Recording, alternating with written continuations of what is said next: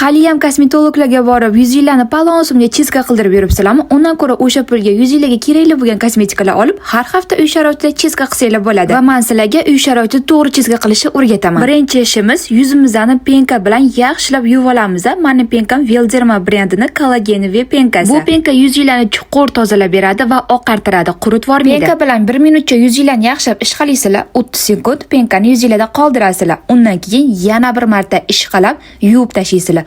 O'shanda to'g'ri yuzinglarni yuvgan hisoblanasizlar. Hali birinchi penkani o'zida yuzim qanaqa oqarib qoldi, qaranglar. Ikkinchi etapimizda enzimli pudra ishlatamiz. Menda Anua brendining guruchli enzimli pudrasi.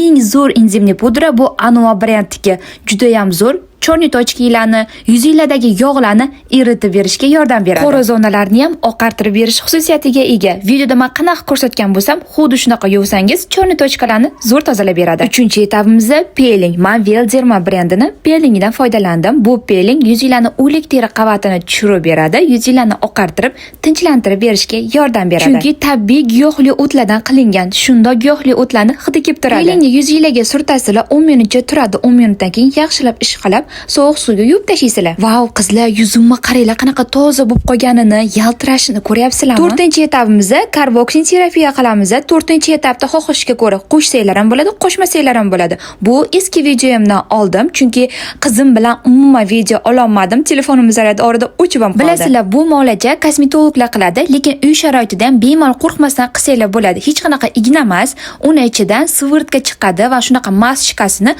yaxshilab bosib chiqishinglar kerak va yuzinglarda bir 15 minutcha turadi. Bu muolaja nima qiladi? Poralarni qisqartiradi, dog'i bor yuzlilarga dog'larni ochartirib berishga yordam beradi, yuzinglarni oqartirib, tiniq qilib berishga yordam beradi. Chizkamiz ham tugadi. Bu chizkadan keyin namlantiruvchi, oziqlantiruvchi kremlar обязательно ishlatishinglar kerak. Hozir tepada ko'rsatgan hamma narsalarimdan menda sotuvda bor. Kimga kerak bo'lsa, Telegramdan zakazlarni qabul qilamiz.